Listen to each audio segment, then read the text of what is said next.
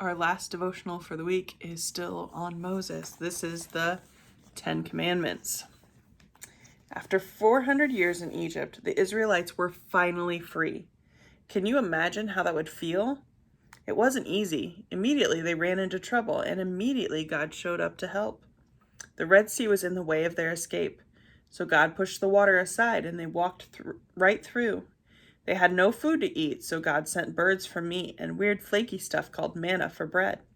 They had no water to drink, so God told Moses to hit a rock with a walking stick, and boom, a fountain of water came right out of the rock.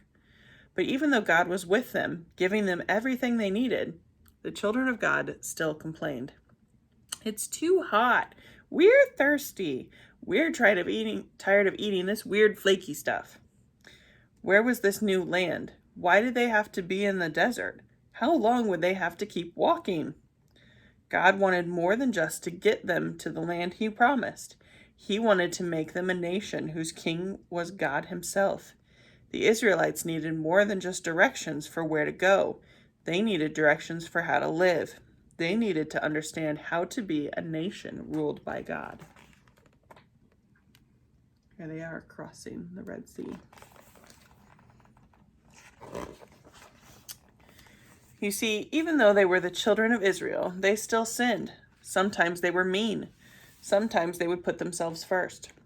And remember, people who sin can't be close to God. So how could sinful people live with God as their king? It was going to be hard. It was going to take work. It was going to take rules, lots and lots of rules. God led Moses up a mountain called Mount Sinai so that they could talk about these rules. He started out by giving Moses 10 really important ones, so important that he carved them into a big stone tablets.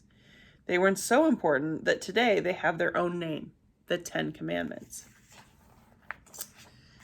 You must not have any other gods except me. This was a big one.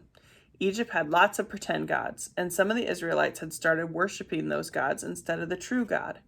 God made it clear that he was the only God they should bow down to. Do not make any idols.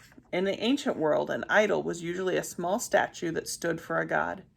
People would pray to and give offerings to these statues. None of that, God said. Be careful how you use my name. God's name deserves respect. The Israelites were to use God's name seriously and only when they were talking about him. Remember the Sabbath day. God wanted the Israelites to take one day each week and give that day to him as a reminder that everything they had was from God. Honor your father and mother. Respect your mom and dad. Listen to them and take care of them when they're old and can't take care of themselves. This makes God happy. There's Moses up there on the mountain.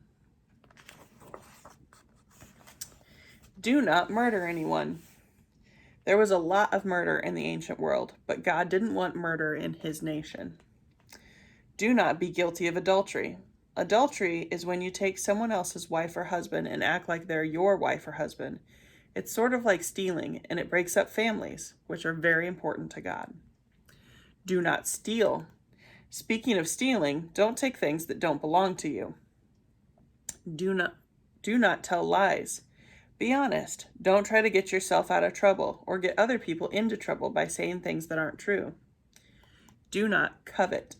Covet means to want to take. If you covet someone's bike, it means you want to take his bike. God says to be happy with what you have. Don't desire to take things that other people have. 10 big rules carved in stone.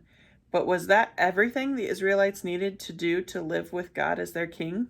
Not even close. Moses was about to learn that the 10 Commandments weren't the end of God's rules for Israel. They were just the beginning. Here's our everyday truth. God's guidance shows me where to go. God's guidelines show me how to live. All right, get ready to talk over some questions with your family. First one is, why was it important for God's people to have rules? Pause the video and talk about it.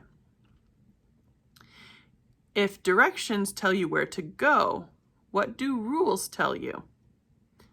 Pause the video. All right, join me in prayer. Dear God, Thank you for giving us guidelines for how to live in a way that honors you. Amen. Okay, I'll see you Sunday for Sunday school.